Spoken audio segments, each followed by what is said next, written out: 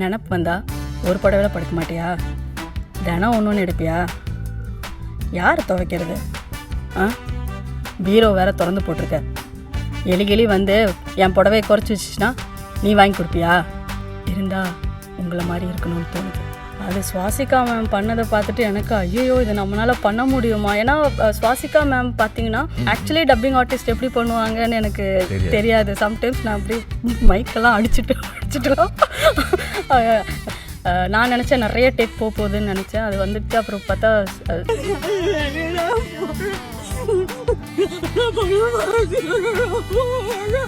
சாரும் அழுதுட்டாரு. அந்த இதில் எனக்கும் அழுக திருப்பி கேட்கும்போது டப் பண்ணும்போது எனக்கு இது ஒரு நல்ல படமாக வரும்னு தெரியும். இவ்வளோ சக்ஸஸ் பற்றி நான் யோசிக்கல இல்லையா. அதை பார்த்துட்டு நிறைய பேர் அழுக வருது அதை பார்க்கும்போது அப்படிங்கிற மாதிரி சொன்னாங்க. நிறைய பேர் அந்த எமோஷனலாக தான் எனக்கு கால் பண்ணி சொல்கிறது. மெசேஜஸும் ஃபுல்லாக அப்படி தான் வருது. ஐயோ அடப்பாவி கவுண்டா இப்படி என்ற வாழ்க்கையில் மண்டல போட்டியே. நான் டைரக்டர் மூடுக்கு போயிட்டேன். நீங்கள் வந்து அந்த டைலாக்ஸ்லாம் மனப்பாடம் பண்ணுங்க. எந்த டைலாக்? அந்த கவுண்டர் நீங்கள் கொடுக்கலன்னா நான் பேச மாட்டேன்.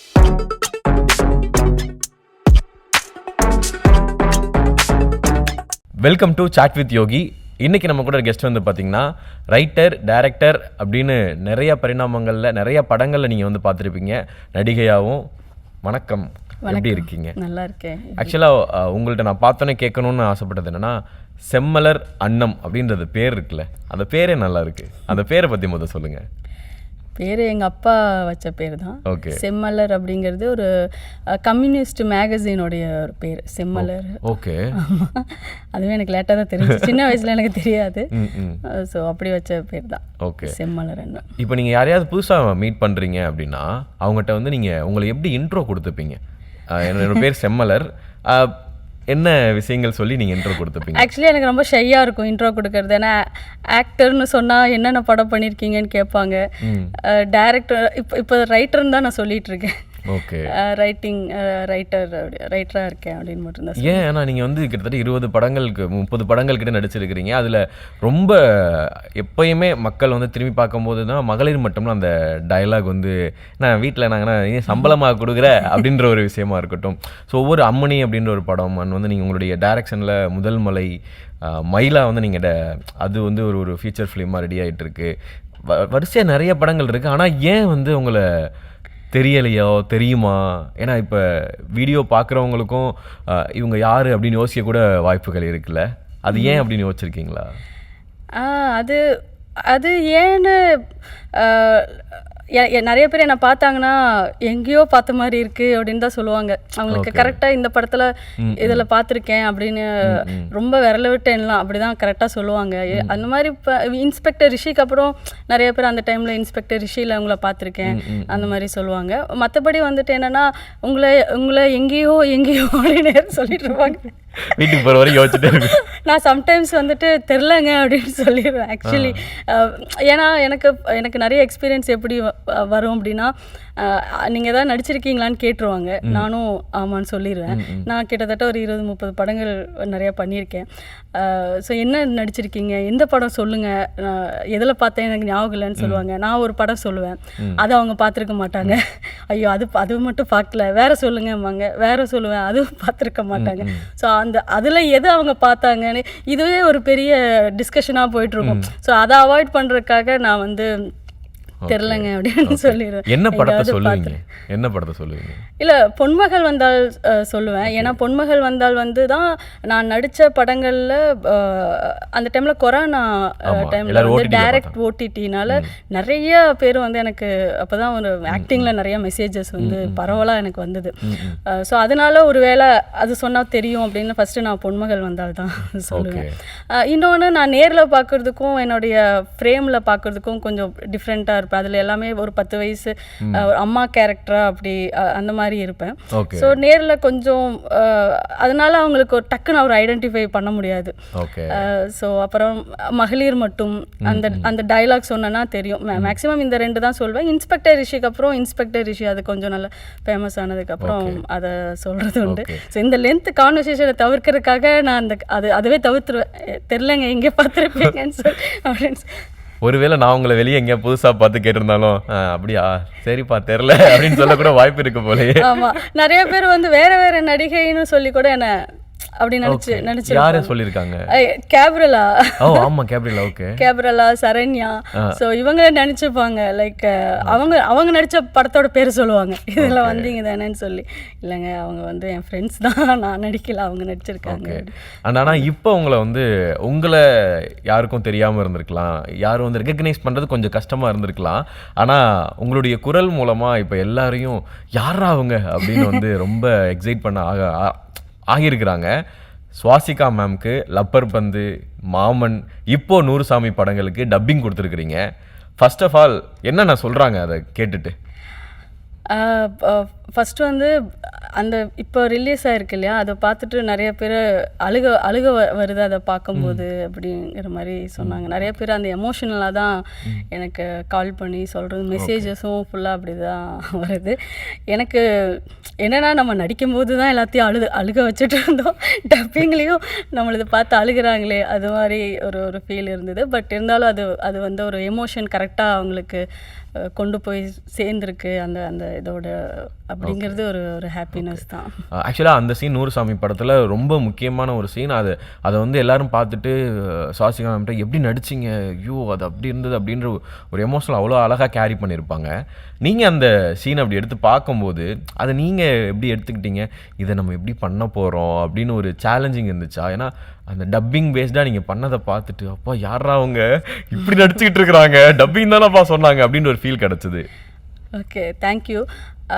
ஆக்சுவலி வந்து அந்த சீனுக்கு முன்னாடி அதே மாதிரி ஒரு சேலஞ்சிங்காக இருந்தது. என்னென்னா, அவங்க கண்ணுகளான்னு கத்திட்டு வருவாங்க அந்த அந்த பஸ்ஸில் இருந்து இறங்கும் போது. அது சுவாசிகா மேம் பண்ணதை பார்த்துட்டு எனக்கு ஐயோ இது நம்மளால் பண்ண முடியுமா? ஏன்னா சுவாசிகா மேம் பார்த்திங்கன்னா அவங்களோட பைலட்லேயே எல்லாமே கொடுத்துருப்பாங்க, அந்த எமோஷன் எல்லாமே. அவங்களுக்கு அந்த மலையாளம் லைட்டாக கலந்தது இருக்குமோ தவிர்த்து மற்ற எல்லாமே எமோஷன்லேருந்து பக்காவாக அவங்க கொடுத்துருப்பாங்க. அதை அப்படியே நான் வந்து பண்ணாலே போதும். அதை பண்ணுறதுக்கே நான் வந்து ரொம்ப ரெஸ்பான்சிபிலிட்டியோட பண்ணணும். ஏன்னா அவங்க அவ்வளோ சூப்பராக பண்ணியிருக்காங்க, நம்ம எதுவும் கெடுத்துடக்கூடாதுன்னே நம்மளுக்கு ஒரு ப்ரெஷர் ஆயிரும் எனக்கு. ஃபர்ஸ்ட் ஆஃப் ஆல் சம்டைம்ஸ் என்ன பண்ணுவேன்னா, அவங்களோட ஆக்டிங்கில் மூழ்கி டைலாக்கை பார்க்க மாதிரி ஒரு தடவை டைலாக் பார்த்துருங்கன்னு சொல்லுவாங்க. நான் டைலாகை பார்க்காம அவங்களோட ஆக்டிங்கை பார்த்துட்டே அப்படியே விட்டுருவேன். அப்புறம் கேட்டிங்களா சிமிலர், ஐயோ சார் சாரி, இன்னொரு தடவை ப்ளே பண்ணுங்கள், அந்த மாதிரி இருக்கும். ஸோ அந்த மாதிரி பயங்கரமான பர்ஃபார்மர் அவங்க. ஆக்சுவலி அவங்க பண்ணுறது தான் ஆக்சுவலி நான் இமிடேட் பண்ண ட்ரை பண்ணுறேன். ஸோ ஆல்ரெடி எல்லாமே அவங்க கொடுக்கறது தான். எனக்கு இப்போ நீங்கள் பேசும்போது உங்களுடைய வாய்ஸ் வந்து ஒரு நார்மலாக ஒருத்தவங்க பேசுகிற மாதிரி இருக்குது. ஆனால் நீங்கள் சுவாசிகா மேமுக்கு டப் பண்ணும்போது உங்கள் வாய்ஸில் ஒரு பேஸை சேஞ்ச் பண்ணி ஒன்று பண்ணுறீங்க அப்படின்ற ஒரு ஃபீல் ஆகுது. உண்மையா? அது கரெக்ட். அது எதுனால? ஆக்சுவலி வந்து நான் 2012 ரியாலிட்டி ஷோ ஒன்று கலைஞர் டிவியில் பண்ணியிருந்தேன். ஸோ அதில் வந்து செமிஃபைனலில் டப்பிங் கோவை சர்லா மேம், அப்புறம் Priyamani ma'am, Nayanthara ma'am and இவங்க நீலாம்பரி, அந்த ரம்யா கிருஷ்ணன் மேம், இவங்களோட கிளிப்பிங்ஸ்லாம் வந்து நெக்ஸ்ட் ஒரு 3 மினிட்ஸ்க்கு வர மாதிரி போட்டு நான் வாய்ஸ் சேஞ்ச் பண்ணி நான் பண்ணது வந்து அதுவுமே அந்த அவ்வளோ வருஷம் முன்னாடி பண்ண. இப்போ தான் இன்ஸ்டாகிராம்ஸ் எல்லாம் ஃபேமஸ். அதில் அப்போ அது அவ்வளோ ஒன்றும் பெரிய ரீச் கிடையாது. பட் என்னோட க்ளோஸ் சர்க்கிளில் இருக்கிறவங்களுக்கு மட்டும் தெரியும். தென் நார்மலாகவே ஸ்கூல்லேருந்து நான் நிறையா இமிட்டேஷன் ஓகே டீச்சர்ஸை பண்ணுறது. அது அந்த வீடியோ நான் நீங்கள் சொன்னனால அதை நான் மறுபடியும் கொண்டு வரேன். எனக்கு உள்ள கொஸ்டினாக வச்சுருந்தேன். ஓகே, கோவை சர்லா அவங்களுடைய அந்த வாய்ஸை வந்து நீங்கள் அப்படியே மிமிக்ரி பண்ண ஒரு இது மாதிரி தான் இருந்துச்சு. என்ன மண்ணு என்ன பண்ண நான் டக்குன்னு பார்த்தேன், என்னடா மிமிக்ரி பண்ணுறாங்க அவங்க அப்படின்ற மாதிரி இருந்தது. ஆமாம், மிமிக்ரி தான் ஆக்சுவலி பண்ணியிருந்தேன். எனக்கு அந்த செமிஃபைனலில் என்ன, அது வந்து மல்டி டேலண்ட் ஷோ. ஸோ எனக்கு என்ன டேலண்ட்டு பண்ணுறது, டான்ஸும் பண்ணிட்டேன், ஆக்டிங்கும் பண்ணிட்டேன், டைரக்ஷனும் பண்ணிட்டேன். இதுக்கப்புறம் என்ன பண்ணுறதுங்கும் போது சரி டப்பிங் வந்து நான் விஷுவல் கம்யூனிகேஷன் படிக்கும் போது எங்கள் சீனியர்ஸோட ப்ராஜெக்ட்லாம் இருக்கும். ஸோ இமீடியட்டாக சப்மிட் பண்ணுறதுக்காக என்ன தான் டப்பிங் செம்மலர் தான் சீக்கிரம் பண்ணுவா, செம்மலர் தான் சீக்கிரம் அதை வந்து இது பண்ணி கொடுப்பான்னு சொல்லி கூடுவாங்க. ஸோ நம்ம சீனியர்ஸ் எல்லாம் பாராட்டியிருக்காங்களே நம்ம டப்பிங்கை பார்த்து. ஸோ அதில் ட்ரை ட்ரை பண்ணலாம் அப்படின்னு சொல்லிட்டு பண்ணேன். அது யாருக்கிட்டையும் சொல்லாமல் நான் 4 செவத்துக்குள்ளே சும்மா ட்ரை பண்ணி பார்த்தேன். ரொம்ப கேவலமாக இருந்தது என்னோடய வாய்ஸ்லேயே கொடுக்குறது. ஆக்சுவலி அவங்கள லெஜெண்டரி ஆக்ட்ரஸ், அவங்களுக்கு வந்து என்னோடய வாய்ஸில் கொடுக்குறது வந்து ரொம்ப அது நான் வந்து ஏதோ துரோகம் பண்ணுற மாதிரி எனக்கு ஒரு ஃபீல் ஆகிடுச்சு. அதுக்கப்புறம் சரி ஓகே அவங்களோட வாய்ஸில் நம்ம ட்ரை பண்ணி பார்க்கலான்னு நான் தனியாக வீட்டு ரூம்குள்ளே இருந்தனால அந்த ஒரு கான்ஃபிடென்ட்டில் பண்ணிட்டேன். பார்த்தா ஏதோ நல்லா வர மாதிரி இருக்கே, ஏதோ கொஞ்சம் கிட்ட போயிட்டோம் போல இருக்கே அப்படின்னு நல்லா இருக்கு அப்படின்னு செல்ஃப் கான்ஃபிடென்ட் வந்து வந்துருச்சு. ஆனாலும் அந்த செல்ஃப் கான்ஃபிடென்ட் வந்து வெளில கொண்டு போறதுக்கு ஒரு தயக்கம் இருக்கும்ல.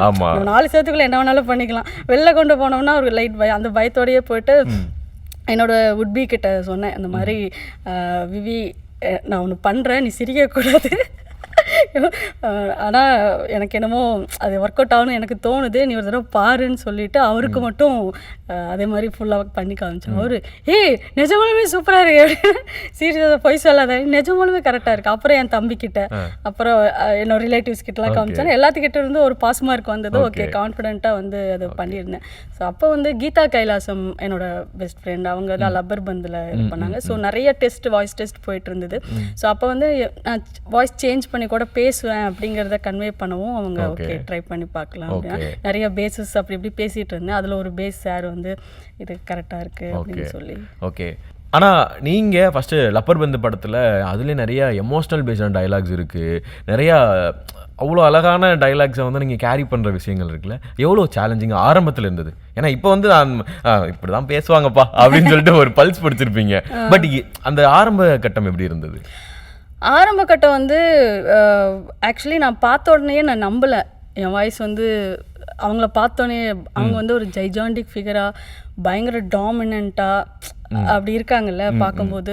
கேரக்டராகவுமே வந்து எனக்கு ஃபஸ்ட்டு டெஸ்ட் பண்ணது வந்து லப்பர் வந்து அந்த பந்தை அறுத்து தூக்கி அந்த குழந்தைய திட்டுவாங்க, அதுதான். ஸோ அதை பார்க்கும்போது ஐயோ இவ்வளோ டாமினண்ட்டாக இருக்குது, கண்டிப்பாக நம்மளை ரிஜெக்ட் பண்ணிடுவாங்க, அந்த ஒரு டோன்குள்ளே நான் போயிட்டேன் ஆக்சுவலி.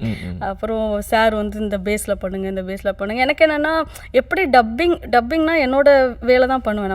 நம்ம ஆக்ட் பண்ண படத்துக்கு நம்ம டப் பண்ணியிருப்போம். ஸோ அதில் என்ன ஆக்ட் பண்ணணும் அதை ஆக்ட் பண்ணிடுவேன். ஆக்சுவலி டப்பிங் ஆர்டிஸ்ட் எப்படி பண்ணுவாங்கன்னு எனக்கு தெரியாது. சம்டைம்ஸ் நான் அப்படி மைக்கெல்லாம் அடிச்சுட்டுலாம் எல்லாம் ஓகேம்மா, ஆனால் மைக்கை தட்டிட்டீங்க, அதுக்கே நிறைய 1 மார்க் போகும். மைக்கை தள்ளி வச்சிருட்டுமா? இல்லை அந்த மாதிரி நீங்கள் ரொம்ப எமோஷனலாக போனீங்கன்னா தட்டிடுவேன், அந்த மாதிரி தான் இருக்கும் ஆக்சுவலி. அந்த மாதிரி தான் இருக்கும். நிறைய எமோஷனல் சீன்ஸ் அந்த மாதிரி பண்ணியிருக்கேன். கடைசியில் இப்படின்றுவேன், எல்லாம் ஓகேம்மா, கடைசியில் வந்து மைக்கை தட்டிட்டீங்க அப்படிவாங்க. ஸோ அந்த மாதிரி எதோ எனக்கு ஒர்க் அவுட் ஆகுறது எதுவோ அதுக்குள்ளே நான் போயிட்டுருக்கேன். இன்ன வரைக்குமே ஒரு ப்ரொஃபஷனல் டப்பிங் ஆர்டிஸ்ட் எந்த மாதிரி பண்ணும் தெரியாது. நான் வந்து இப்போ வேறு டப்பிங் கடைசியாக பண்ண சொல்கிறானே, மைக் என்ன ஆக போதும் யோசிச்சுட்டு இருப்பாரு. ஸோ அதனால எனக்கு என்னன்னா அது எப்படி இருக்கோ அது அப்படியே அதே மாதிரி நடித்து அதே ஆக்ஷன்ஸில் பண்ணால் எனக்கு ஒர்க் அவுட் ஆகுது எனக்கு. ஸோ அதனால நான் அதை அப்படியே ஃபாலோ பண்ணிடுறேன். ஸோ அது வந்து எனக்கு டஃப்புங்கிறது எங்கே இருக்கும் அப்படின்னா அந்த வாய்ஸ் எந்த வாய்ஸ் எடுத்துங்கிறது ஞாபகம் வச்சுக்கிறது தான் இருக்கும். ஸோ பொதுவாக நம்ம டப் பண்ணும்போது டைலாக்ஸ் ஞாபகம் வச்சுப்போம், அந்த எமோஷன் அந்த லிப்சிங்க்கு இது ஞாபகம் வச்சு போவோம். அது கூட சேர்ந்து நான் எந்த வாய்ஸ் எடுக்கணும் அப்படிங்கிற கண்ணாபின்னான்னு ஒரு வாய்ஸ் எடுத்து பிடிச்சிருப்போம். அதை நான் ஞாபகம் வச்சுக்கிறது இருக்குல்ல. சம்டைம்ஸ் லிப்சிங்க் ஆகிடும், எல்லாம் ஆகிடும். வாய்ஸ் டோன் கொஞ்சம் மாற்றிட்டீங்க, இன்னும் பேஸ் போயிருக்கணும், இல்லை இன்னும் கொஞ்சம் கீச் போயிருக்கணும், ஓவர் பேஸ் போயிடுச்சு. ஸோ அதுக்காக ஒரு 1 மோர் போகும். ஸோ அதுதான் எனக்கு கொஞ்சம் அந்த வாய்ஸை ஞாபகம் வச்சுக்கிறது அப்படிங்கிறது வந்து மைக் செக் அந்த மாதிரி அந்த மைக் செக் மட்டும் பண்ணிக்காமீங்க. ஏதாவது ஒரு டைலாக் நான் பண்ணி கேட்டேன். இப்போ வந்து விஜயகாந்த் பாட்டு யாருக்கு ஓடுது அப்படின்னா இது என்னோட வாய்ஸ், விஜயகாந்த் பாட்டு யாருக்கு ஓடுது அப்படின்னு. இப்போ சுவாசிகா வாய்ஸில் வந்து விஜயகாந்த் பாட்டு யாருக்கு ஓடுது, இந்த எங்கே அந்த ஆள் இப்படி வரும். ஸோ ஆக்சுவலி வந்து பேஸில் நீங்கள் ஹை பிச் போக முடியாது. இப்போ பேஸ்லேயே வந்துட்டு இப்போ எங்கே அந்த ஆள் அப்படின்னு அந்த டோன் போனால் கீச்சில் தான் வரும். ஸோ அந்த மாதிரி சில விஷயம்லாம் கொஞ்சம் நான் ஸ்ட்ரெஸ் பண்ணி பண்ணுற மாதிரி இருக்கும். இப்போ இந்த கண்ணுகளா அப்படிங்கிறது நான் திருப்பியும் அந்த இதுக்கு வர சாரி அதை மிஸ் பண்ணிட்டேன். கண்ணுகளாங்கும்போது அவங்களோட இதில் ஒரு பேஸில் சுவாசிகா மேம் வாய்ஸ் வந்து பேஸில் தான் இருக்கும் நேச்சுரலாகவே. ஸோ அதில் அந்த பேஸ்லேருந்து ஒன்று கத்தி ஒன்று சூப்பராக ஒன்று கொடுத்துருந்தாங்க, ஒரு டபுள் வாய்ஸ் மாதிரி.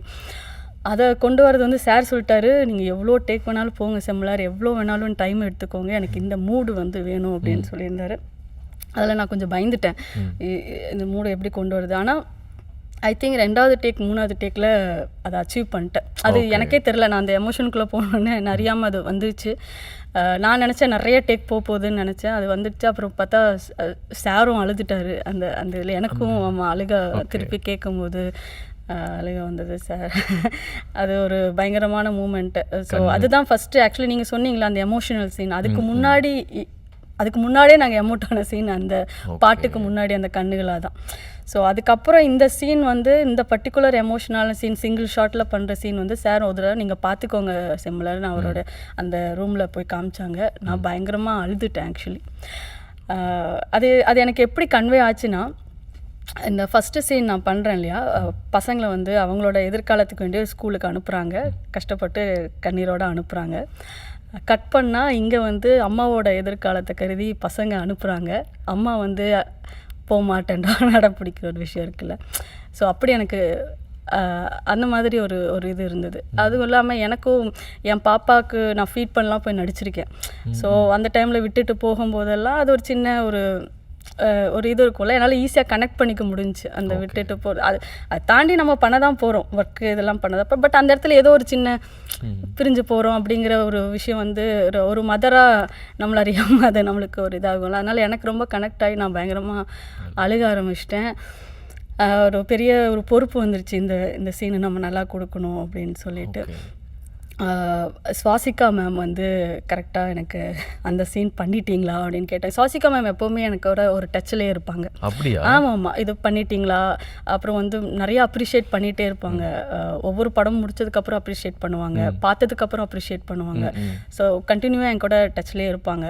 பர்டிகுலராக அந்த சீனுக்கு வந்து எனக்கு மேம் வந்து சார் வந்து ஸ்பாட்லேயே சொல்லியிருந்தார். ரொம்ப அதுக்காக நாங்கள் மெனக்கிட்டோம். சின்ன சின்ன ப்ரீத் கூட சார் ரொம்ப நுணுக்கமாக அதை சொல்லி, இந்த ப்ரீத் இப்படி வேணும், அந்த எடுக்கிறது கூட அந்த ப்ரீத் கூட சார் ரொம்ப மைன்யூட்டாக சொன்னார். ஸோ அப்படின்லாம் அவங்க சொன்னதுனால எனக்கு இன்னுமே அது கரெக்டாக பண்ணணும் அப்படிங்கிற ஒரு விஷயம் வந்தது. ஸோ சுவாசிகா மேம் ஒரு பக்கம், சாரும் வந்து அந்த வீடியோஸ் வந்து முன்னாடியே அதை காமிச்சு அதை டைம் எடுத்துக்கோங்க செம்மலர், பட் படத்துலேயே ரொம்ப முக்கியமான சீன் இது அப்படின்னு சொல்லி அது நிஜமாலுமே அது ஆடியன்ஸ் கிட்ட ரீச் ஆனது தான். எனக்கு ஒரு பயம் இருக்கும்ல நம்மளுக்கு, நம்ம ஒன்று பண்ணுறோம், ஏன்னா சினிமா இஸ் அ மேஜிக். அது வந்து நம்ம ஒன்று நினைப்போம், ஆனால் அது ஒரு வேற ஒன்றா நடக்கும், எப்போ எப்படி வேணாலும் மாறும். ஆனால் இந்த மாதிரி எமோஷ்னலான சீன் வந்து அது நம்ம நினச்ச மாதிரியே நடந்துருச்சு அப்படிங்கிறதுல இருக்கிற சாட்டிஸ்ஃபேக்ஷன் வேறு ஆக்சுவலி. அது வந்து எங்கள் டீமுக்கே அது இப்போ இருக்குது அப்படின்னு சொல்லலாம். ஸோ தேங்க்யூ சசி சாருக்கு அந்த மாதிரி ஒரு சீனை ரைட் பண்ணதுக்கு.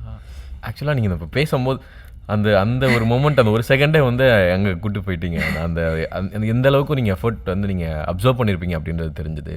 அண்டு உங்கள் இன்ஸ்டாகிராம்லேயே வந்து சுவாசிகா மேம் வந்து கீழே கமெண்ட் பண்ணியிருந்தாங்க, இந்த மாதிரி சூப்பராக நீங்கள் வந்து அந்த சீனை வந்து கேரி பண்ணியிருந்தீங்க அப்படின்னு. அதுக்கு நீங்கள் இல்லை மேம், நீங்கள் பண்ணது தான் நான் வந்து எடுத்து வந்தேன் அப்படின்ற ஒரு விஷயம். அந்த அண்டர்ஸ்டாண்டிங் வந்து ரொம்ப முக்கியம் இல்லை சம்டைம்ஸ் வந்து. ஏன்னா சிலர் வந்து இவங்க இப்படி பண்ணுறதுனால இப்படி இருக்குனால அப்படின்னு ஒரு இது இருக்கும்ல, அந்த அண்டர்ஸ்டாண்டிங் பற்றி சொல்லுங்கள். அதுதான் உண்மை ஆக்சுவலி. அண்டர்ஸ்டாண்டிங் அதுதான் வந்து உண்மை. அவங்க பண்ணதுனால தான் எனக்கு மோட்டிவேட் ஆகுது. நீங்கள் டைரக்ஷன் பண்ணும்போது கூட இப்போ மயிலா படத்தில் லீட் பர்ஃபார்மன்ஸ் பண்ணியிருப்பாங்க மெலோடி டாக்கர்ஸ், அவங்க தேட்டர் ஆர்டிஸ்ட். அவங்க பண்ண எனக்கு இன்னும் பயங்கர எனக்கும் கான்ஃபிடென்ட் வருது. ஓகே, நம்ம எழுதுனது வந்து அவங்க தத்ரூபமாக கொடுக்கும்போது ஒரு கான்ஃபிடென்ட் வருது. அது இன்னும் இந்த சீன் நான் பயந்துட்டு இருந்த சீன்லாம் இவங்க கண்டிப்பாக பண்ணிடுவாங்க அப்படிங்கிற ஒரு விஷயம் வருது இல்லையா. ஸோ அந்த மாதிரி தான் சுவாசிகா மேம் வந்து இட்ஸ் லைக் அவங்க சூப்பராக பண்ணியிருப்பாங்க அப்படிங்கிறதுல எந்த ஒரு இதுவும் இல்லாமல் தான் நான் போவேன். ஒரு இதுவும் பண்ணும்போது அதுதான் எனக்கு பயம்தான் க்ரியேட் பண்ணுவாங்க. ஓகே, அந்த பயங்கிறது நான் சொல்கிறது என்னென்னா பொறுப்பு கலந்த ஒரு பயம் இருக்கும்ல, அந்த வந்து க்ரியேட் பண்ணிகிட்டே இருப்பாங்க. அந்த சின்ன சின்ன ரியாக்ஷன்ஸ் இப்போ என்னோட டப்பிங்னால தான், இப்போ என்னோட வாய்ஸ்னால அப்படின்னு சொல்லிட முடியாது. டப்பிங் இல்லாத இடத்துல பார்த்தீங்கன்னா அவங்களோட ரியாக்ஷன் பார்த்தீங்கன்னா அவங்களுக்கு தெரியும். கண்ணுலேயே அவங்க வந்து பயங்கரமாக நிறையா விஷயத்தை இப்படி கன்வே பண்ணிட்டு போயிடுவாங்க. ஸோ அந்த மாதிரியான அவங்க ஒரு மேஜிக்கல் ஆர்டிஸ்ட் அவங்க. ஓகே, சினிமாவில் சொல்லுவாங்க, நமக்கு என்ன வருதோ அதை நம்மளால் சினிமாட்ட கொடுத்து சினிமா எடுத்துக்க கொஞ்சம் டைம் ஆச்சுன்னா சினிமா என்ன கேட்குதோ அதை கொடுத்தோம்னா அதுக்கான விஷயங்கள் கிடைக்கும் அப்படின்னு சொல்லுவாங்க. அந்த மாதிரி தான் இந்த டப்பிங் அப்படின்ற ஒரு விஷயமா, சுவாசிகா மேமுக்கு நீங்கள் டப்பிங் கொடுத்த ஒரு விஷயமா? அதுவும் நான் நம்புகிறேன் ஆக்சுவலி. ஏன்னா நான் சென்னைக்கு வந்தது இயக்குனர் ஆகணும்னு தான் வந்தேன். நான் வசந்த் சார்கிட்ட ஏடியாக தான் வந்தேன். எனக்கு விஸ்காம் படிக்கும்போது 8th எனக்கு இந்த ட்ரீம் இருந்தது. எனக்கு என்னோட வாழ்க்கையில் ஒரே லட்சியம்னா டைரக்ஷன் தான். மற்றபடி எனக்கு டான்ஸ் எனக்கு ரொம்ப ஆடுவீங்க. ஆமாம், டான்ஸ் பிடிக்கும் எல்லாமே ஓகே. பட் லட்சியம்னு நான் ஒன்று டிசைட் பண்ணியிருக்கேன்னா அது டைரக்ஷன் தான். ஸோ அதுக்காக தான் நான் சென்னைக்கு வெறும் ஒரு துணி மூட்டையோடு தான் வந்தேன், நானும் எங்கள் வீட்டுக்காரும். ஸோ எங்கள் அப்பா அப்போவும் ஒரு வேலை கூட நீங்கள் தேடாமல் ஒரு 0ல் கிளம்புறீங்க, இது என்ன மாதிரி டிசிஷன், இது ஒரு மாதிரி ஸ்டூப்பிடான டிசிஷன்லாம் கூட சொன்னார். பட் நமக்கு தெரியும்ல, இல்லை பார்த்துக்கலாம், என்ன ஆயிரப்போகுது, ட்ரை பண்ணி பார்ப்போமே அப்படி ட்ரை பண்ணிட்டு இல்லை, நம்ம ஒரு இலக்கு வச்சுட்டோம்.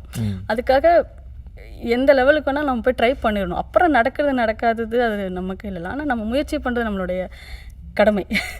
ஸோ அந்த மாதிரி தான் நான் வந்தது. ஸோ ஆக்டிங்குமே நான் ட்ரை பண்ணாமல் எங்கள் சார் மூலிமா என்னோடய ஃபோட்டோ போய் அப்படி தான் நான் அம்மனியில் செலக்ட் ஆனேன். டப்பிங்குமே அப்படி தான். எனக்கு என்னோடய ஃப்ரெண்டு கீதா மேம் அவங்க சொல்லி டெஸ்ட்டுக்கு போய் அந்த மாதிரி ஆகிடுச்சு. எனக்கு லப்பர் பந்து படம் டப் பண்ணும்போது எனக்கு இது ஒரு நல்ல படமாக வரும்னு தெரியும். இவ்வளோ இவ்வளோ சக்ஸஸ் பற்றி நான் யோசிக்கல. ஆனால் இது கண்டிப்பாக ஒரு நல்ல படமாக வரும். ரைட்டிங் ரொம்ப நல்லா இருந்தது. அதுவும் அந்த கேரக்டருக்கு, அந்த யசோதா கேரக்டருடைய அந்த ரைட்டிங் ரொம்ப நல்லா இருந்தது. அப்போ சார் ரொம்ப தமிழரசன் சார் ரொம்ப ஃப்ரெண்ட்லியாக இது பண்ணார். நான் ரொம்ப ஷை டைப் ஆக்சுவலி, ரொம்ப ஷை, ரொம்ப இன்ட்ரோவெர்ட்டாக இருப்பேன். என்னால் போய் என்னை பற்றி ஒரு இன்ட்ரடக்ஷன் பண்ணிக்கவே கான்ஃபிடென்ட்டாக பண்ண மாட்டேன் actually.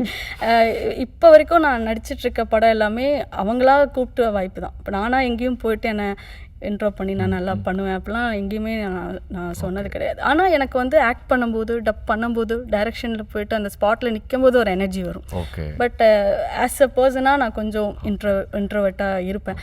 But Tamilarasan Pachaimuthu sir ரொம்ப என்னை கம்ஃபர்டபுளாக வச்சுக்கிட்டார். அவர்கிட்ட நான் ஒரு டைரக்டர் அந்த மாதிரியே இருக்காது. அவர் கேஷுவலாக இல்லைங்க ரொம்ப ரொம்ப பேஸ் விட்டு கொஞ்சம் போயிட்டீங்க, ஓகேங்க பிடிச்சிட்டிங்க, இந்த மாதிரி தான் பேசுவார். ஸோ அது மாதிரி எனக்கு ஏதோ நம்ம அண்ணா தம்பி கூட ஒர்க் பண்ணுவோம்ல, அந்த வைப் அவர் கொடுத்ததுனால நானும் கொஞ்சம் அந்த ஷைனஸ் எல்லாம் எனக்கும் போயிடுச்சு. பயங்கர கான்ஃபிடென்ட்டாக நான் அதை பண்ணேன். ஸோ அவருக்கும் ஒரு நன்றி சொல்லணும். ஏன்னா நானே என் மேலே கான்ஃபிடென்ட் வைக்காத அப்போது அவர் என்னை கான்ஃபிடென்ட் வச்சு அவர் அந்த வாய்ப்பு கொடுத்ததுனால தான் எனக்கு அடுத்தடுத்த படங்களும் கிடச்சிது. இதெல்லாம் நான் யோசித்து பார்க்கவே இல்லை யோகி. ஆக்சுவலி ஆக்டிங்குமே ஆக்டிங்குள்ளே நான் நினச்சேன், இப்போ யாரும் அவ்வளோ நேரம் ஃபோட்டோ எடுத்துகிட்டு போய் ஒரு ஆஃபீஸாக போய் தேடுறேன்னு சொல்கிறாங்க, அவ்வளோ நேரம் காத்துட்டு வரேன்னு சொல்கிறாங்க. நம்ம எங்கேயுமே போகிறதும் இல்லை, நம்மளுக்கு எங்கே கிடைக்கும். ஸோ அம்மனியோட அவ்வளோதான், இனி அடுத்தது எந்த டேரக்டர்கிட்ட நம்ம ஏடியா ஜாயின் பண்ணுறதுன்னு நம்ம அதுக்கு போகலாம் அப்படின்னு நான் யோசிச்சுட்டு இருந்தேன். ஆனால் அம்மனிக்கு அப்புறம் எனக்கு அதை பார்த்துட்டு பிரம்மா சார் மகளிர் மட்டும்ல அந்த லென்த் டயலாக் ஒன்று கொடுத்தாரு. அது திடீர்னு அது ரொம்ப ஃபேமஸ் ஆகி அதுக்கப்புறம் இந்த நார்த் மெட்ராஸ் கதை எல்லாத்துக்குமே என்னை அப்ரோச் பண்ண ஆரம்பித்தாங்க. என்னடா இது வந்துக்கிட்டே இருக்குது, சரி பண்ணுவோம், இதுக்கப்புறம் கூப்பிட மாட்டாங்க, இதை முடிச்சுட்டு ஏடியா போவோம், திருப்பி அடுத்த வாய்ப்பு வரும், ஓகே இதை முடிச்சுட்டு ஏடியா போவோன்ட்டு திரும்பி பார்த்தா 10 வருஷம் நடிச்சுக்கிட்டே இருக்கேன். அப்போ யோசிச்சா ஓகே நான் ஆக்டிங் ஒரு ப்ரொஃபஷனலாகவே எடுத்துக்கல. ஆக்சுவலி அது ஒரு சீரியஸாகவே எடுத்துக்கல. நான் சீரியஸாக எடுத்துக்கிறதே என்னோட டேரக்டர்ஸ். ஏன்னா அவங்க தான் என்னை நம்பி அப்ரோச் பண்ணுறாங்க. அவங்க இந்த கேரக்டர் ஒரு சீன் தான் இருக்கும், அந்த ஒரு சீன் பார்த்திங்கன்னா ரொம்ப வெயிட்டான சீனாக இருக்கும். அதை ஒருத்தங்களை பிலீவ் பண்ணி கொடுக்குறதுங்கிறது பெரிய விஷயம், அப்படி தான் நான் பார்க்குறேன். அப்போ என்னை அப்ரோச் பண்ணும்போது ஓகே நம்மள ஒருத்தர் நம்பி கூப்பிட்றாரு. அந்த டேரக்டர் அவர் மானிட்டரை பார்க்கும்போது டேரக்டரோட ஃபேஸையே தான் நான் பார்த்துட்ருப்பேன். அவர் கான்ஃபிடென்ட் ஆகிட்டாருன்னா ஓகே அதுதான். மற்றதெல்லாம் எனக்கு இந்த படம் ரிலீஸ் ஆகுது, இது ஹிட் ஆகுது, நான் எனக்கு நான் எவ்வளோ ரீச் ஆகிறதுல எதுவுமே இருக்காது. டேரக்டர் என்னை நம்பி கூப்பிட்டாரு, அவருக்கு சாட்டிஸ்ஃபைட் ஆகிட்டாரா, அதுதான். ஆக்சுவலாக உங்களுடைய படங்களை வந்து இப்போ வீடியோ பார்க்குறவங்களுக்கு ஞாபகம் வந்துச்சு, இல்லைனா நீங்கள் டப்பிங் பண்ணது வந்து அவங்க மைண்டில் ஓடிச்சு அப்படின்னா ஒரு பையன் நம்ப மாட்டான் இப்போ நீங்கள் பேசுகிறத பார்த்து இவங்க தான் அவங்களா அப்படின்றத சொல்லலாம். ஏன்னா டோட்டலி டிஃப்ரெண்ட்டால நீங்கள் இருக்கிறீங்க. அது இப்போ நார்மலாக பேசுகிற செம்மல இருக்கும், உங்களுடைய கதாபாத்திரத்துக்கும் நீங்கள் டப்பிங் பண்ணுறதுக்கும் அவ்வளோ டிஃப்ரென்ஸ் இருக்குது. அதனால வந்து சொல்கிறேன், உங்களுக்கு ரொம்ப பிடிச்ச லப்பர் பந்து படத்தில் ரொம்ப பிடிச்ச சீன் அது? எனக்கு நான் டப் பண்ணும்போது நான் ரொம்ப பிடிச்சி, அதாவது எனக்கே நல்லா இருக்குன்னு சொன்னது என்னென்னா, அந்த ஐ திங்க் கிளைமேக்ஸுக்கு முன்னாடி நினைக்கிற ஆளை விட்றா சாமி அப்படின்னு ஒரு டைலாக் சொல்லுவாங்க. வீட்டுக்கு போகணுன்னு சொல்லுவார் அவர். என்னது ஓட்டுக்கு போகணுமா, ஆளை விட்றா சாமி, அந்த மாதிரி ஒரு டைலாக் சொல்லுவாங்க. என்னோட குறைக்காலத்தையாவது நான் மரியாதையோட கழிச்சுக்கிறேன், இனிமேல் நீ இருக்கிற திசை பக்கமே நான் வரமாட்டேன், அந்த மாதிரி சொல்லுவாங்க. அது நிஜமாலுமே எனக்கு அந்த அந்த அந்த சுவாசிக்கா கண் கலங்கும் போது எனக்குமே அந்த அழுகை வந்து அது ஒன்று ஒர்க் அவுட் ஆச்சு. அது அந்த அந்த அந்த டபுள் வாய்ஸோடு அது ஒன்று வந்திருக்கும். ஸோ அது எனக்கு ரொம்பவுமே பிடிக்கும். இப்போவுமே நான் அப்பப்போ அதை மட்டும் போட்டு அதை கேட்பேன். அது எனக்கு ரொம்ப பிடிச்ச சீன். ஆனால் மக்கள் ரொம்ப கொண்டாடினது வந்து அந்த புடவை சீன், அது வந்து நிறைய வைரல் ஆச்சு. டெய்லி ஒரு சில எடுப்பியா, யார் துவைக்கிறது? ஆமாம், அந்த டைலாக் சொல்லி பேசி காமிச்சிருங்க. எனக்கு பர்சனலாக பிடிச்சது அந்த இது ஆல் ஓவர் ராசாமி. ஓகே. அண்ட் உங்களை பற்றி நாங்கள் நீங்கள் பண்ண படங்கள் அது எல்லாமே பார்க்கும்போது எப்படி இருந்ததுன்னா, இவங்க வந்து சின்ன கேரக்டர் கொடுத்தாலும் நடிக்க வந்துடுவாங்க, நடிச்சிருவாங்க, எதுவும் கேட்க மாட்டாங்க அப்படின்னு சொல்கிறாங்க. ஒருவேளை அப்படி சின்ன கேரக்டருக்கு கூப்பிட்டு உடனே போனதுனால தான் அவங்களுக்கு பெரிய கேரக்டர் கிடைக்கலையோ அப்படின்ற ஒரு கேள்வி இருக்குது. அது தெரியல. அதுதான் நான் ஆக்டிங்கை ரொம்ப ரொம்ப சீரியஸா, எனக்கு என்னன்னா அசிஸ்டன்ட் டைரக்டராக போனால் ஒரு டைரக்டரோட ஒர்க் பண்ணியிருப்போம். இப்போ பல டைரக்டர் கூட ஒர்க் பண்ணுறோம். யங்ஸ்டர்ஸ்லேருந்து சீனியர் டைரக்டர்லேருந்து யங்ஸ்டர்ஸ் வரைக்கும். நான் இன்ஸ்டியூட் ப்ராஜெக்ட் இப்போ போன வாரம் கூட இன்ஸ்டியூட் ப்ராஜெக்ட் பண்ணேன் எல்விபியில். ஸோ எனக்கு வந்து என்னென்னா எல்லா டைரக்டர்ஸ் கூட ஆக்ட் பண்ணும், எக்ஸ்பீரியன்ஸ் பண்ணும், லேர்ன் பண்ணிட்டே இருக்கணும். அதுக்கான ஒரு ஆப்பர்ச்சுனிட்டி தான் நான் ஆக்டிங்கை வந்து நான் பார்க்குறேன். அப்புறம் அமௌண்ட்டும் கிடைக்கிது. ஸோ அது ஒரு சர்வைவலும் இருக்குது. பட் சர்வைவலுக்காக நான் ஆக்டிங் இன்னும் சூஸ் பண்ணல இப்போ வரைக்கும். பணத்துக்காக நான் போய் அந்த மாதிரி நீங்கள் சொன்னீங்க இல்லையா, சினிமா விடாதுன்னு, அந்த மாதிரி இது வரைக்கும் நான் பணத்துக்காக எப்போ வேணாலும் எனக்கு பணம் தேவை இருக்கும்போது நம்ம அதுக்காக வேறு ப்ரொஃபஷனல் சூஸ் பண்ணு தான் நினச்சிருக்கேன். ஆனால் சினிமா இன்னும் அந்த நிலைமைக்கு என்னை விடலை. அது சினிமாவுக்கு நான் சொல்லிக்கிறேன். இவ்வளோ நேரம் வந்து டப்பிங் ஆர்டிஸ்டாகவும் ஒரு ஆக்டராகவும் நான் பேசினேன். இப்போ வந்து டைரக்டர் செம்மலர் அப்படின்றவங்களை வந்து செம்மலர் அண்ணம் அவர்கள்ட்ட பேசணும். மயிலான்னு ஒரு படம் பண்ணியிருக்கேன். அது வந்து ரோட்டர்டாமில் செம்மையாக ஸ்க்ரீனிங் ஆகி எல்லாருமே அந்த 2 ஷோவும் மன்னிக்கணும், நாங்கள் வரல, சாரி, 3 ஷோவும் ஃபுல்லாக இருக்குது. அதுவும் அவ்வளோ என்கேஜ்மெண்ட்டாக இருக்குது. ஆனால் இன்னும் நம்ம தமிழ் சினிமாவில் இன்னும் வந்து ஏன் இந்த படம் வரல, கிட்டத்தட்ட 1 இயர் ஆக போகுது. ஜூலை 3 வந்துச்சு அப்படின்னா 1 இயர் ஆஃப் மயிலா அப்படின்னு சொல்லலாம். அதை பற்றி சொல்லுங்கள். ஸோ தேங்க்யூ, நீங்கள் இந்த அளவுக்கு அதை நோட்டீஸ் பண்ணி சொன்னதுக்கு. ஆக்சுவலி வேர்ல்டு ஃபுல்லாக நல்லா ரெகக்னேஷன் கிடச்சிக்கிட்டு இருக்கனால தான் இந்த டிலே. ஓகே. ஸோ இன்னும் நிறைய ஃபெஸ்டிவல்ஸில் வந்து இன்வைட் பண்ணிகிட்டே இருக்காங்க. ஸோ நம்ம அதையும் ஒரு ரவுண்டு போயிட்டு அதுக்கப்புறமா நம்ம ரிலீஸ் பண்ணலாம் அப்படிங்கிறது தான். ஸோ ஒன்ஸ் ரிலீஸ் பண்ணால் நம்மளுக்கு அந்த வாய்ப்புகள் போயிடும் அப்படிங்கிறதுக்காக தான் இதாகுது. இந்த மாதிரி ஃபிலிம் ஃபெஸ்டிவலில் அவார்டு வாங்கினப்போ ரோட்டர்டாம் வெர்சஸ் கமர்ஷியல் அப்படின்னு ஒன்று இருக்குல்ல, அதை பற்றி உங்கள் பெர்ஸ்பெக்டிவ் என்ன? இதை மக்கள் எப்படி எடுத்துப்பாங்க அப்படின்னு நினைக்கிறீங்க? எனக்கு இன்னுமே அது ஒரு கன்ஃபியூஷனாக தான் போயிட்டுருக்கு. ஓகே. ஆக்சுவலி நான் ஆஸ் அ செம்மலராக நான் 2த்துலேயுமே ட்ராவல் பண்ணிட்டேன். ஸோ எனக்குமே அந்த டைரெக்ஷனில் அந்த குழப்பம் இருக்குன்னு தான் நான் நினைக்கிறேன். ஓகே. அது குழப்பம்னு சொல்லிக்கிறது இல்லை, என்னுடைய புரிதல், என்னுடைய எக்ஸ்பீரியன்ஸ், என்னுடைய அனுபவம்னு சொல்லலாம். நான் சொன்ன மாதிரி டான்ஸ் எந்த படத்தில் பாடல்கள் அதிகமாக இருக்குமோ, ஆட்டங்கள் அதிகமாக இருக்குமோ அதைத்தான் நான் அதிகமாக பார்த்து ஆடி.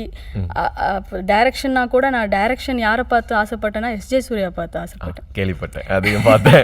ஸோ அப்போ யோசிச்சு பாருங்க அந்த ஏஜில் எனக்கு சினிமாவோட புரிதல் எப்படி இருந்திருக்கும் அப்படின்னு சொல்லி. அது வந்து ஒரு சந்தோஷமாக எல்லாத்தையும் ஆட வைக்கலாம், நம்ம டேரக்டரானால் மற்றவங்களை ஆட வைக்கலாம். எனக்கு டான்ஸ் பண்ணுறதுக்கான வாய்ப்பு நிறையா கிடைக்காம போச்சு. ஸோ அதனாலேயே நம்ம டேரக்டரானால் நம்ம மற்றவங்களை ஆட வைக்கலாம். ஏன்னா நான் எஸ்ஜே சூர்யா சாரை வந்து டேரக்டர் அப்படின்னு தெரிஞ்சுக்கிட்டது குஷி படத்தில் அது டேரக்டர். ஏன்னா குஷி படத்தில் நான் எல்லா பாடல்களுமே நம்ம ஆடிக்கிட்டே இருப்போம், அவ்வளோ நல்ல ஆல்பம் அது. ஸோ அப்படி தான் எனக்கு டேரக்டர்னா அப்படி தான் அப்படிங்கிறத என்னோட புரிதல் அந்த ஏஜில். அதுக்கப்புறம் நான் விஷுவல் கம்யூனிகேஷன் படிக்கும்போது தான் எனக்கு வந்து வேர்ல்டு மூவிஸ் எல்லாம் பார்க்க வைக்கிறாங்க. என்னால் பார்க்கவே முடியலை ஆக்சுவலி. எனக்கு அதை பார்க்கக்கூடிய பக்குவமும் இல்லை, அது பொறுமையும் இல்லை. நான் தமிழ் மீடியம், என்னால் சப்டைட்டில் படிக்கிறதா அதை இழுத்து கூட்டி படிக்கிறதுக்குள்ளே அது போயிடும். இப்படி ஒரு பெரிய தலையெல்லாம் வலிக்க ஆரம்பிச்சிடும். ஸோ இப்படி தான் என்னுடைய அனுபவம் உலக சினிமாவில் ஆரம்பத்தில் இருந்தது. அதுக்கப்புறம் இன்டர்ன்ஷிப்புக்கு நான் எங்கே போனாலும் அங்கேயும் வேர்ல்டு மூவிஸ்னால் எனக்கு ஒரு மாதிரி பயம் வர ஆரம்பிச்சிருச்சு. அந்த மூவிஸ் போட்டாலே ஐயோ அந்த மாதிரி ஒரு அனுபவம் ஆயிடுச்சு.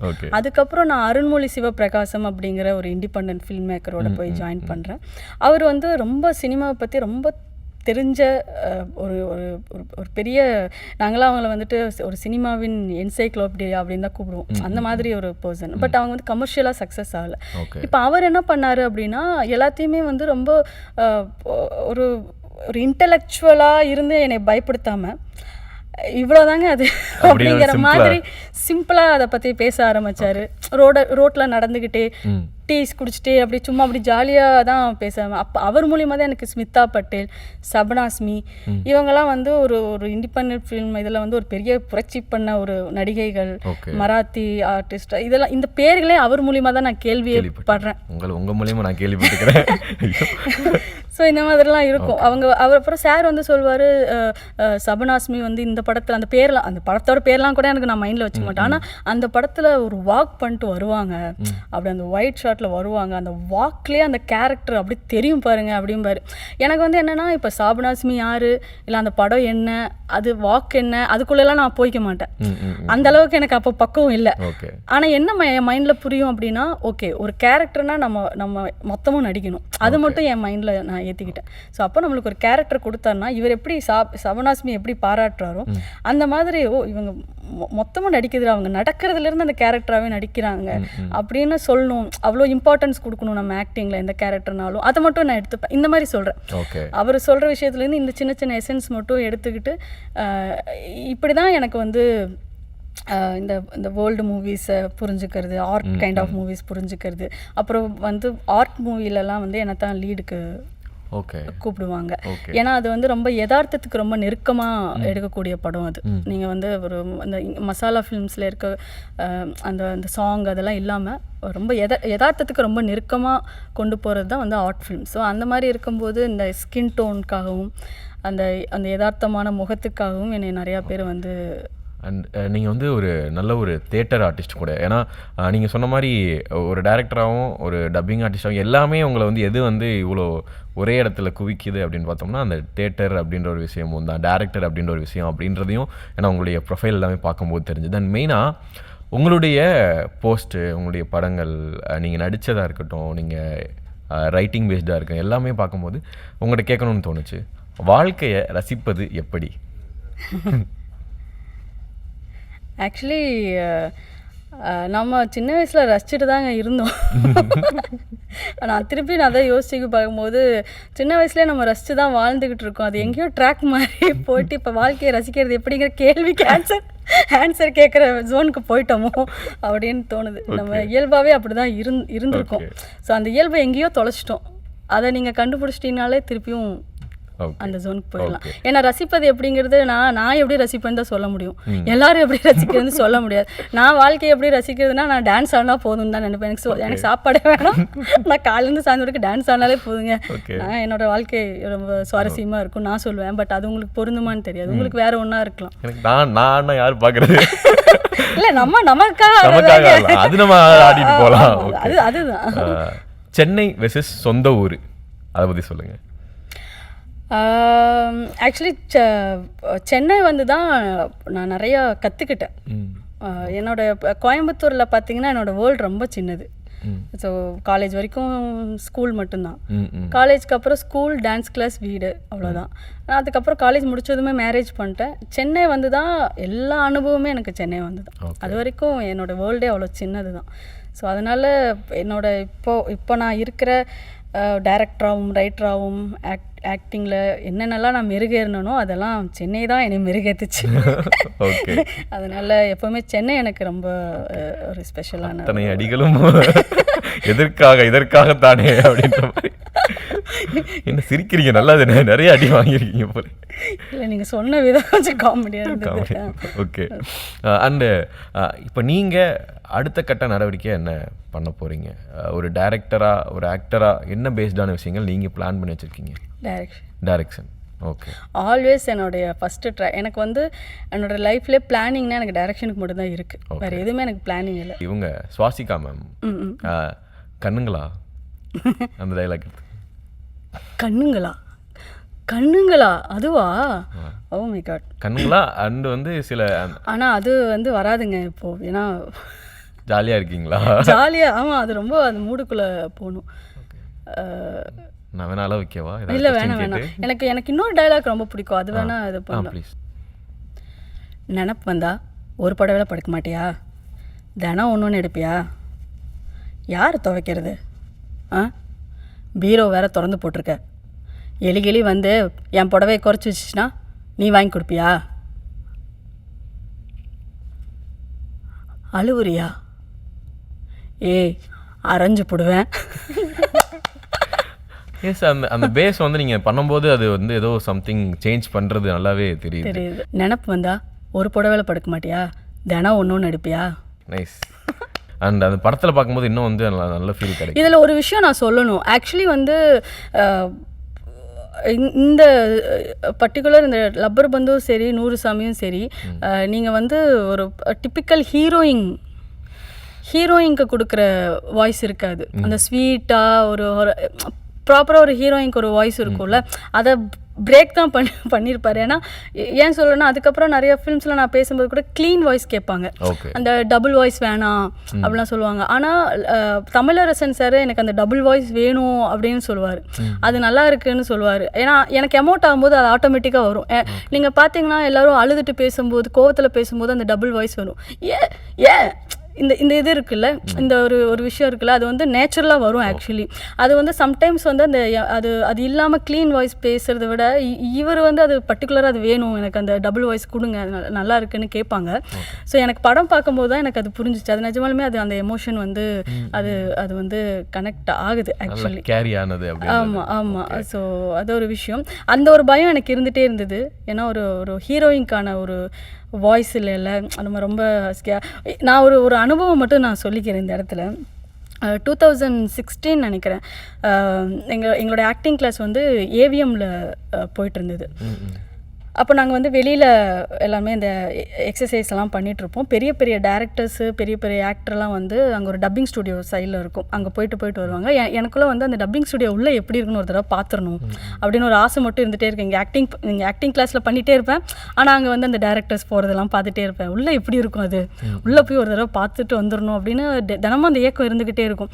அப்போது இந்த கொளஞ்சி படம் ஒன்று வந்திருந்தது. ஸோ மூடர்குடம் நவீன் சார் வந்து ப்ரொடியூசர், தனராம் வந்து டைரக்டர். அவர் வந்தார். தனராம் வந்து இந்த மாதிரி நீங்கள் வாய்ஸ் டெஸ்ட் ஒன்று எடுக்கலாமா உங்களுக்கு ஹீரோயின்க்கு அப்படின்னு சொன்னார். எனக்கு என்னென்னா உள்ளே போய் பார்த்துட்டு வந்துடலாம், அந்த இடம் எப்படி இருக்குன்னு பார்க்கணுன்னு ஆசைப்பட்டோன்னா போய் பார்த்துட்டு வந்துடலாம் அப்படின்னு போனேன். அப்போ வந்து அந்த ஹீரோயின்க்கு வந்து சுத்தமாக எனக்கே பேசவே தெரியுது, ஐயோ அவங்க வேறு ட்ராக்ல இருக்காங்க, நம்ம வாய்ஸ் வேறு ட்ராக்ல இருக்குன்னு. ஆனால் நவீன் சார் வந்து செம்மலர் ஒரு நிமிஷம் இருங்க, டே அந்த ரீலில் அவங்க வாய்ஸை போடுன்னு சொல்லிட்டு ஒரு பெக்யூலரான ஒரு ஆர்டிஸ்ட் வாய்ஸை போட்டாங்க. செமையாக செட் ஆகிடுச்சு. அது ஒரு மாதிரி நல்லா என்ன மாப்பிள்ள இந்த மாதிரி போகும், நல்லா அப்படியே ஒரு லோக்கலாக அப்படியே பேசுகிறது செமையாக செட் ஆகிடுச்சு.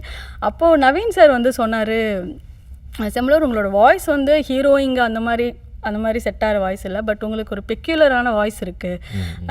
அது வந்து எங்கேயாவது எப்போவாவது கரெக்டான ஒரு பிளேஸில் போயிட்டு ஃபிட் ஆகிடுச்சுன்னா அது வந்து அது ஒரு யூனிக்காக மாறும் அப்படின்னு சொன்னார்.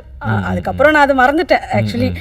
ஆனால் லப்பர் பந்துக்கு அப்புறம் நான் அவருக்கு ஃபோன் பண்ணி சொன்னேன், சார் இந்த மாதிரி நீங்கள் அப்போ சொன்னீங்க, இப்போ லப்பர் பந்தில் வந்து நான் தான் சார் வாய்ஸ் கொடுத்துருக்கேன் அப்படின்னு மாதிரி நான் அவர்கிட்ட கால் பண்ணி சொன்னேன். அவரும் ரொம்ப சந்தோஷப்பட்டார். நீ ரொம்ப பாசிட்டிவாகவும் இருக்கு. ஏன்னா நிறையா என்னைக்கும் வந்து சொல்லவும் நடக்கிறதுன்னு ரொம்ப பாசிட்டிவ். அண்ட் வந்து அந்த மகளிர் மட்டும் டைலாக், வீட்டில் சும்மா இருக்கா யாரை பார்த்தாலும் பா உன் பொண்டாட்டி என்ன பண்றா, வீட்டில் சும்மா இருக்கா, நாங்கள் என்ன சும்மாவா இருக்கோம், கடைக்கு போகிறது, காய வாங்குறது, சமைக்கிறது, வீட்டை பெருக்கிறது, பாத்திரம் கழுவுறது, துணி துவைக்கிறது, அவர் துணி குழந்தைக்கு சோறு விட்டுறது, அதை கொண்டு போய் ஸ்கூலில் விட்டு சாயந்தரம் ஈத்துட்டு வருது, தண்ணி பிடிக்கிறது, இதெல்லாம் யாரு பார்க்குறா? இல்லை சம்பளமா தர, இல்லை ஞாயிற்றுக்கிழமை லீவ் தான் விடுறியா, அப்பதான் சிக்கன் நடு மட்டன் நடு 7 வேளை கொடுக்குற, அப்புறம் எனக்கு வீட்டில் சும்மா இருக்கேன்னு நீ எப்போ வேணாலும் எங்கே வேணாலும் போறீல, நாங்கள் இந்த 4 செவரு அதை விட்டு அந்த கோட்ரஸ் வருஷத்துக்கு ஒரு தடவையாவது பார்க்கு பீச்சுக்கு எங்க கூட்டு போறேன்னா அதுவும் இல்லை. இது வீட்டில் இருக்காருன்னு எனக்கு தெரியுமா? வீட்டில் ஆக்சுவலி அவர் தான் எல்லாம். அப்படியா? நான் யோசிச்சேன் என்ன போய் இந்த டைலாக் பேச விட்டுருக்காங்க, ஒரு குற்றுணர்ச்சியோட பேசினா. ஆனால் ஜோக்ஸ் அப்பார்ட் இது வந்து நிறையா லேடிஸ் வந்து கனெக்ட் பண்ணி பேசுனாங்க. இப்போ வரைக்குமே வந்து இது வைரல் அப்படிங்கிறத தாண்டி இது வைரல் ஆகிறதே ஒரு கஷ்டமான ஒரு விஷயங்க.